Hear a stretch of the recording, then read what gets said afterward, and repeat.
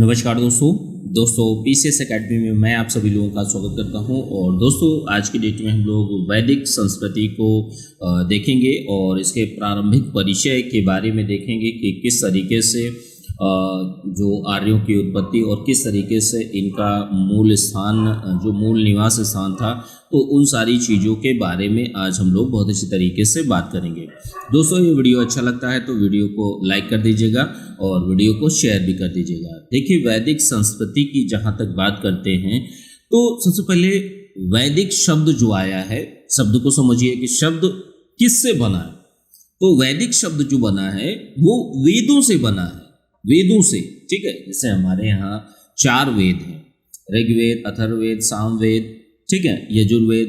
तो वेदों से जो वैदिक शब्द किससे बना है, वेद से बना है। और वेद का क्या अर्थ है? वेद का अर्थ ये होता है ज्ञान, नॉलेज, ठीक है। जो वैदिक शब्द है या वैदिक संस्कृति है, तो वैदिक संस्कृति के निर्माता जो माने जाते हैं वो आपके आर्य माने जाते हैं, ठीक है। कि बाहर से या यहीं पर संस्कृति या पनपी, इसके आधार पर बहुत सारे हिस्टोरियन ने अपने अलग अलग मत दिए हैं, तो उनके आधारों पर चीज़ों को हम लोग देखते हैं। तो जहाँ तक आर्यों की बात की जाती है तो आर्य का क्या अर्थ होता है? आर्य का एक अर्थ होता है श्रेष्ठ, सर्वोत्तम, ठीक है, उत्तम व्यक्ति। तो आर्य का अर्थ है श्रेष्ठ। अब देखिए आर्य जो थे, आर्यों को लिपि का ज्ञान नहीं था। ये क्या करते थे कि जैसे हमने कोई चीज सुनी, वेदों को सुना, उसके बाद हमने अपने बच्चों को सुना दिया, फिर बच्चों ने अपने बच्चों को सुना दिया। तो इस तरीके से ज्ञान को, जो नॉलेज थी, उसको पीढ़ी दर पीढ़ी उसको ट्रांसफर किया गया। इसीलिए इसको क्या कहा जाता है? श्रुति साहित्य भी कहा जाता है, ठीक है, ध्यान रखिएगा। अब देखिए जो वैदिक साहित्य है, वैदिक संस्कृति है, अब आर्यों के जब मूल निवास स्थान की बात की जाती है तो इसमें बहुत सारे लोगों के अलग अलग मत हैं कि भाई कुछ लोग कहते हैं सप्त सैंधव प्रदेश से संबंधित है, कुछ लोग अलग अलग मत देते हैं, ठीक है।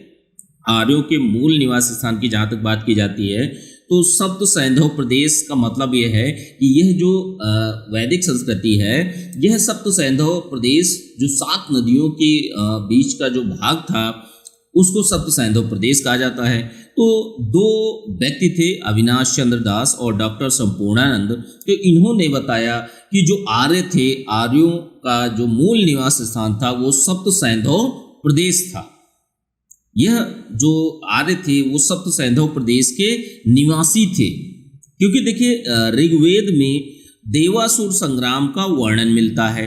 देवासुर संग्राम में देव और असुरों के बीच में एक युद्ध लड़ा जाता है, संग्राम होता है, जिसमें देवों की विजय होती है, ठीक है। और असुर यहाँ से जो सप्त सैंधव प्रदेश था उससे भागकर ईरान चले जाते हैं हारने के बाद। तो ऐसा मानते हैं अविनाश चंद्र दास और संपूर्णानंद। तो ये 2 हिस्टोरियन थे, इन्होंने बताया कि जो आर्यों का मूल निवास स्थान है सैंधव प्रदेश है। अगला जो एक मत है कि भाई आर्य कहाँ के थे, तो अगला मत जो है ब्रह्मर्षि देश। यह गंगानाथ झा ने यह बताया कि जो आपके आर्य थे तो आर्यों का मूल निवास स्थान आपका ब्रह्मर्षि देश माना जाता है, यहीं से आपका पूरा बाह्य है।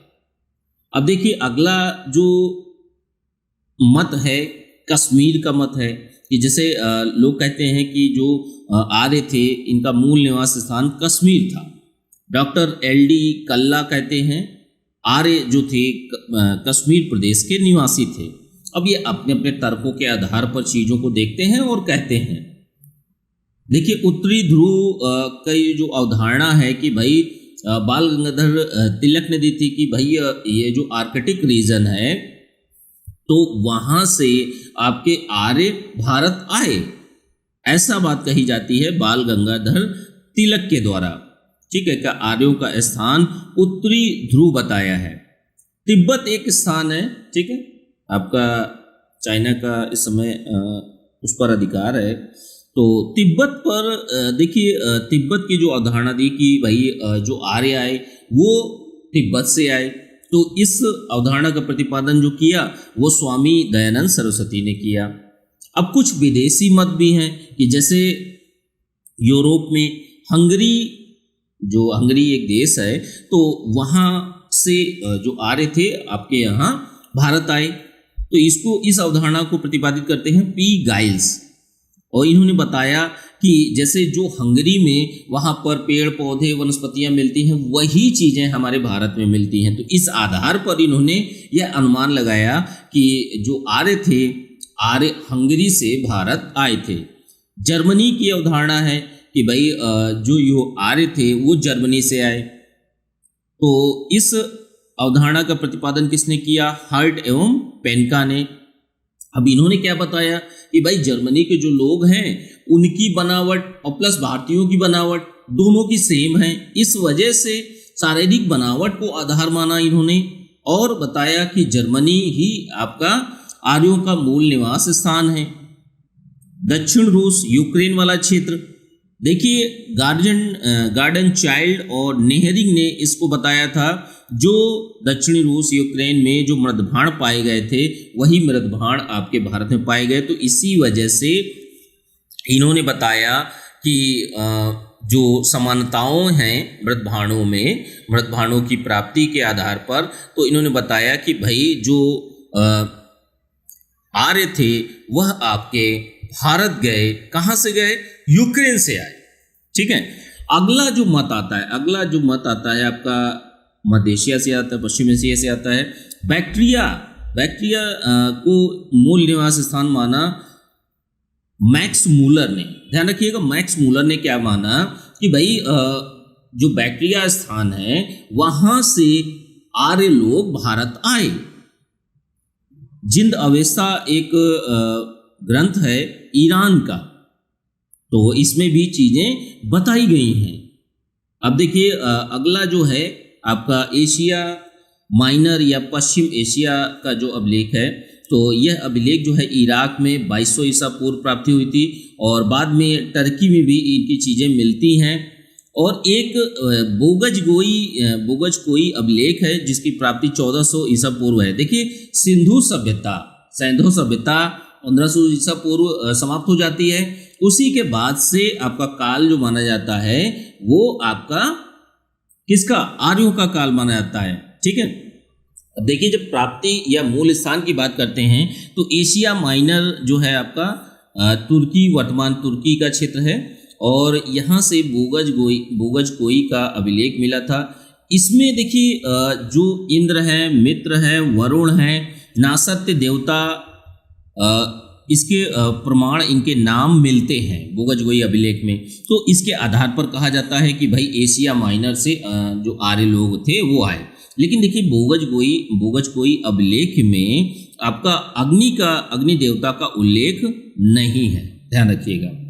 अब अगली चीज, जैसे इनके मूल निवास स्थान को आप लोगों ने चीजों को समझा।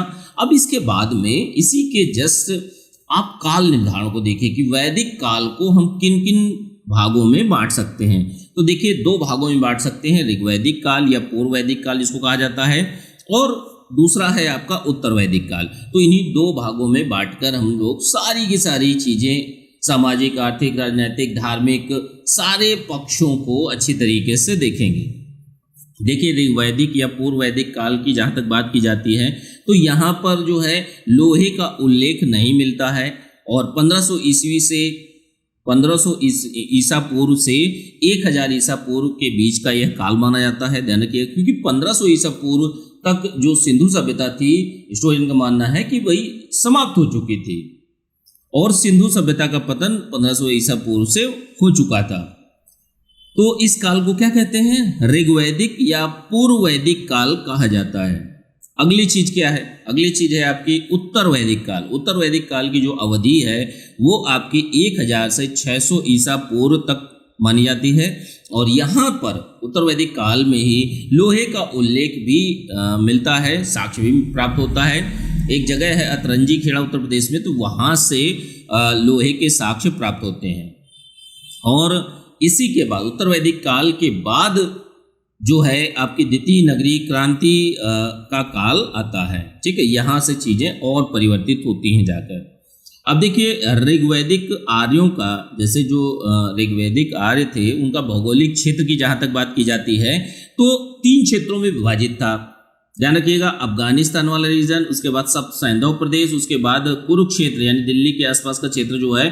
ठीक है, तो ये 3 क्षेत्रों में आपका ऋग्वैदिक का जो भौगोलिक विस्तार था वो था। अब देखिए जो ऋग्वेद में 4 अफगानिस्तान की नदियों का उल्लेख किया गया, तो ये कहीं ना कहीं चीज़ें दर्शाती हैं कि भाई जो अफगानिस्तान है वहाँ पर वैदिक सभ्यता, जो विरासत थी, जो लोग थे वहाँ पर रहते थे अफगानिस्तान में। तो कुछ नदियों का उल्लेख मिलता है, जैसे 4 नदियाँ हैं।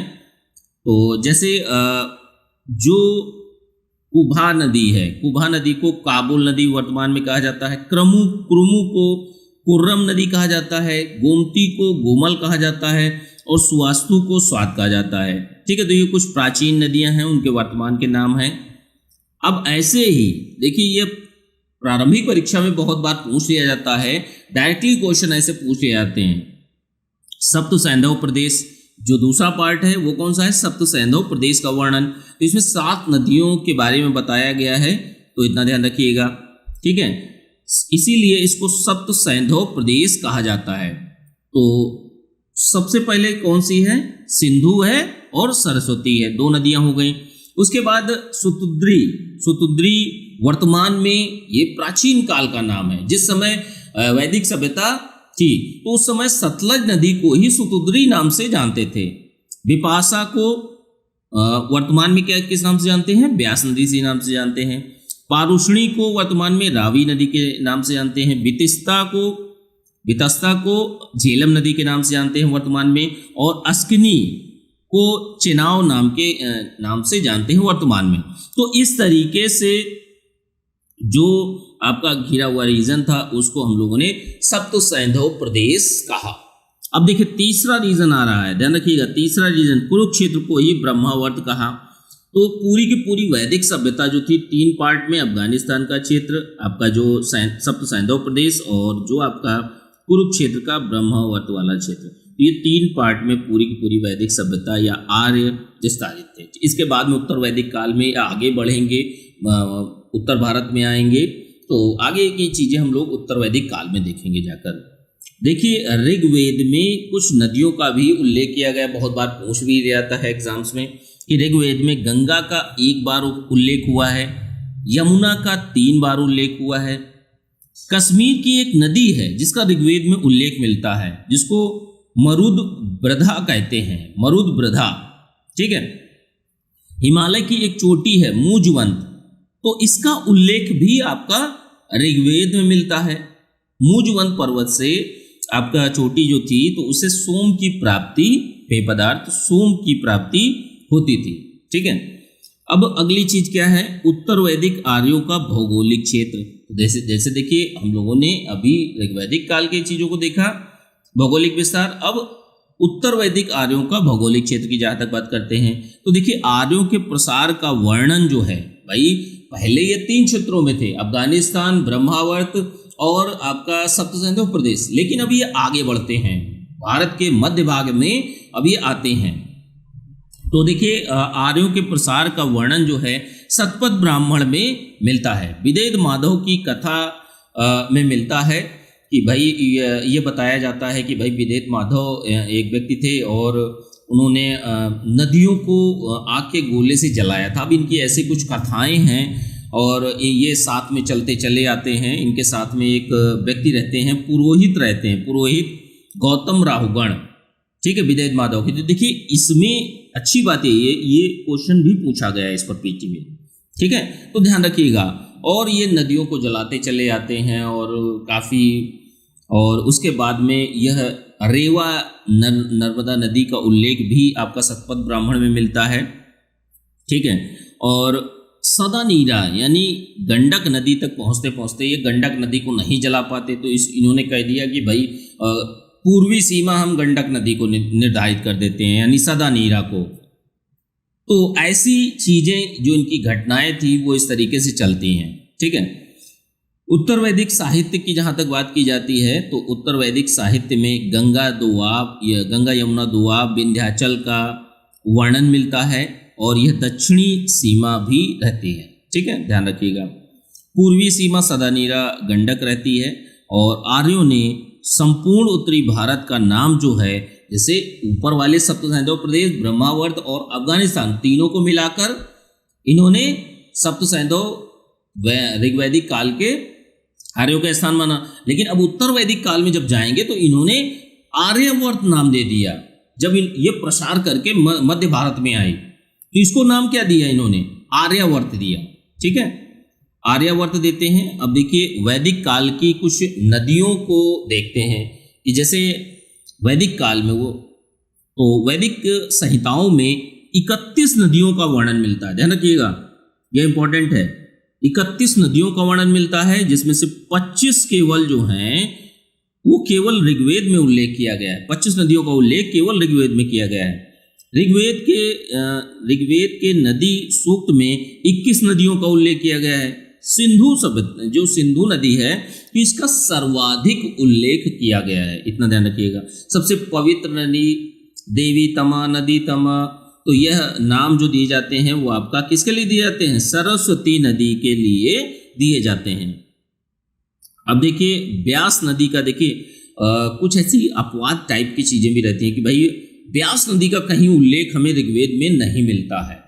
ऋग्वेद में समुद्र शब्द का उल्लेख किया गया है, समुद्र शब्द का भी उल्लेख है। भाई देखिए जो हमारे पास साहित्य है हम उसी के आधार पर चीज़ों को विश्लेषण करेंगे। ठीक है, तो जो हिस्टोरियन थे उन्होंने ही उसी के आधार पर चीज़ों को अनुमान लगाया कि भाई अगर समुद्र शब्द की उत्पत्ति हुई है तो कहीं ना कहीं पोर्ट और बंदरगाह से संबंधित होगा, कुछ ना कुछ व्यापार और निर्यात किया जाता होगा, आयात किया जाता होगा। तो ये ऐसी सारी चीज़ें जो हिस्टोरियन है वो सोचते हैं, अनुमान लगाते हैं। अब सिंधु सरस्वती समुद्र में गिरती थी, ऐसा ऋग्वेद में कहा गया है। और समुद्र का उल्लेख जो है विदेशी व्यापार के संदर्भ में किया गया है। तो ये सारी चीज़ों को हम लोगों ने वैदिक काल के प्रारंभिक परिचय में हम लोगों ने देखा। अब वैदिक साहित्य के बारे में एक एक करके ऋग्वेद, यजुर्वेद, अथर्ववेद, सामवेद, सारी चीज़ों को बेहतर ढंग से अगले वाले लेक्चर से स्टार्ट करेंगे। ठीक है, 3-4 लेक्चर में यह पूरा का पूरा चैप्टर जो है कंप्लीट हो जाएगा। ठीक है।